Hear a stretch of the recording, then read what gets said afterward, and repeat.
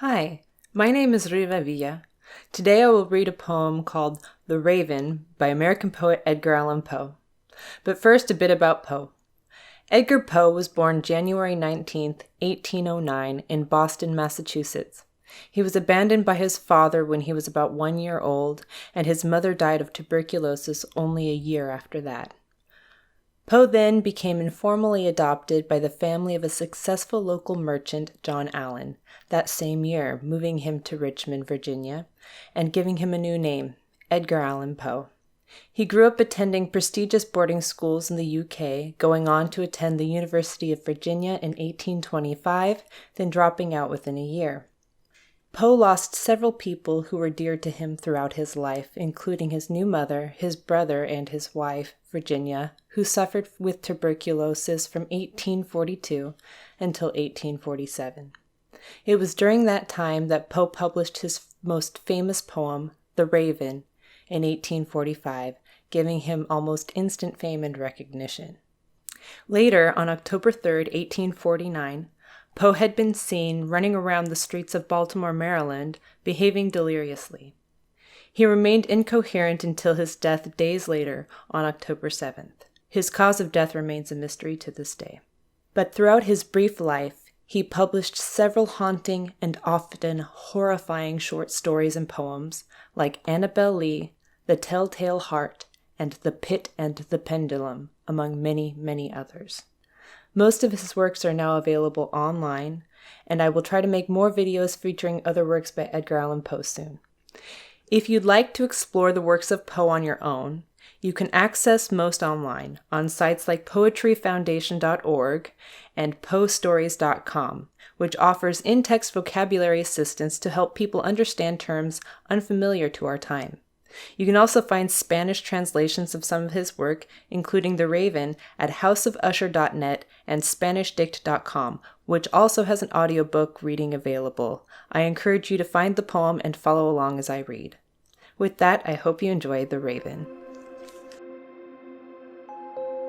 Once upon a midnight dreary, while I pondered, weak and weary, over many a quaint and curious volume of forgotten lore, while I nodded, nearly napping, suddenly there came a tapping, as of someone gently rapping at my chamber door. "'Tis some visitor," I muttered, tapping at my chamber door, only this and nothing more. Distinctly I remember, it was in the bleak December, and each separate dying ember wrought its ghost upon the floor.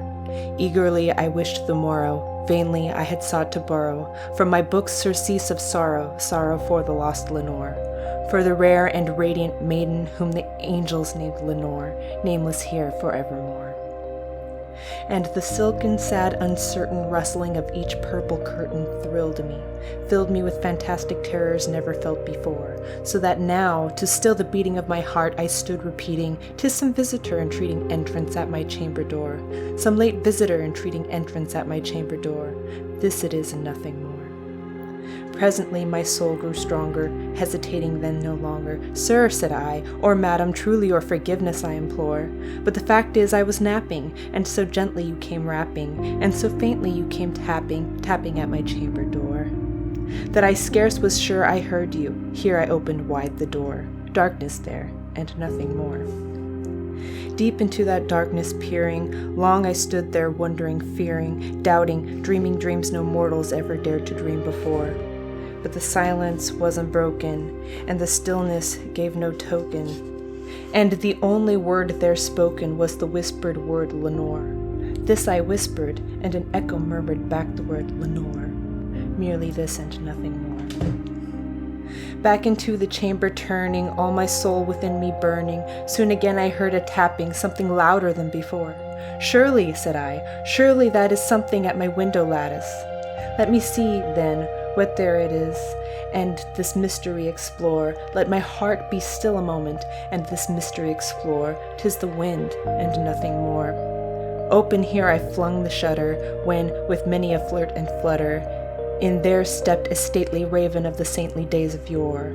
Not the least obeisance made he, not a minute stopped or stayed he, but with the mien of lord or lady, perched above my chamber door, perched upon a bust of Pallas just above my chamber door, perched and sat and nothing more. Then this ebony bird beguiling my sad fancy into smiling by the grave and stern decorum of the countenance it wore. Though thy crest be shorn and shaven, thou, I said, art sure no craven, ghastly grim and ancient raven, wandering from the nightly shore. Tell me what thy lordly name is on the night's Plutonian shore. Quoth the raven, nevermore.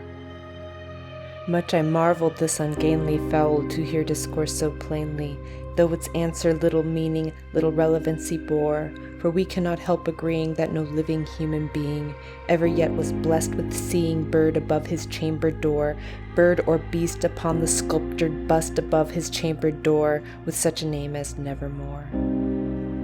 But the raven sitting lonely on that placid bust spoke only that one word, as if his soul in that one word he did outpour. Nothing farther than he uttered, not a feather than he fluttered, till I scarcely more than muttered, other friends have flown before, on the morrow he will leave me as my hopes have flown before. Then the bird said, nevermore. Startled at the stillness broken by reply so aptly spoken, doubtless, said I, what it utters is its only stock and store, caught from some unhappy master whom unmerciful disaster followed fast and followed faster, till his songs one burden bore, till the dirges of his hope that melancholy burden bore of never, nevermore. But the raven still beguiling all my sad soul into smiling, straight I wheeled a cushioned seat in front of bird and bust and door. Then upon the velvet sinking I betook myself to linking fancy unto fancy, thinking what this ominous bird of yore, what this grim, ungainly, ghastly, gaunt, and ominous bird of yore meant in croaking nevermore.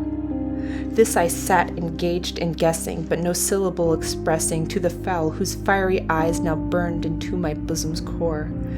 This and more I sat divining, with my head at ease reclining on the cushion's velvet lining that the lamplight gloated o'er, but whose velvet violet lining with the lamplight gloated o'er she shall press, nevermore. Then, methought, the air grew denser, perfumed from an unseen censer, swung by seraphim whose footfalls tinkled on the tufted floor. Wretch, I cried, thy God hath lent thee, by these angels he hath sent thee, respite, respite and nepenthe from thy memories of Lenore.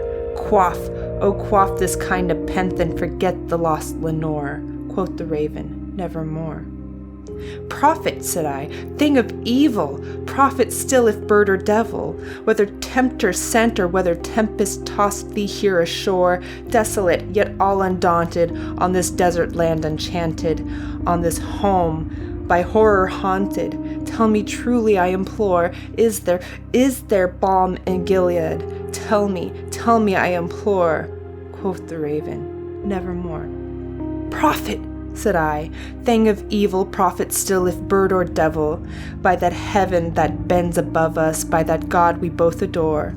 Tell this soul with sorrow laden if, within the distant Aidenn, it shall clasp a sainted maiden whom the angels name Lenore, clasp a rare and radiant maiden whom the angels name Lenore. Quoth the raven, nevermore. Be that word our sign of parting, bird or fiend, I shrieked upstarting. Get thee back into the tempest and the night's Plutonian shore. Leave no black plume as a token of that lie thy soul has spoken. Leave my loneliness unbroken. Quit the bust above my door. Take thy beak from out my heart, and take thy form from off my door. Quoth the raven, nevermore. And the raven, never flitting, still is sitting on the pallid bust of Pallas just above my chamber door. And his eyes have all the seeming of a demon's that is dreaming, and the lamplight o'er him streaming throws his shadow on the floor. And my soul from out that shadow that lies floating on the floor shall be lifted nevermore. Remember, you can read this poem, as well as other works by Edgar Allan Poe on your own, on sites like poetryfoundation.org and poestories.com. You can also find Spanish translations of some of his work, including The Raven, at houseofusher.net and SpanishDick.com. I hope you enjoyed this video and that it helped you gain a greater appreciation for classic American literature. The Shelton Upward Bound team plans to share more videos like this in the future, so keep an eye out for other classic texts soon. My name is Riva Villa. Thank you for watching.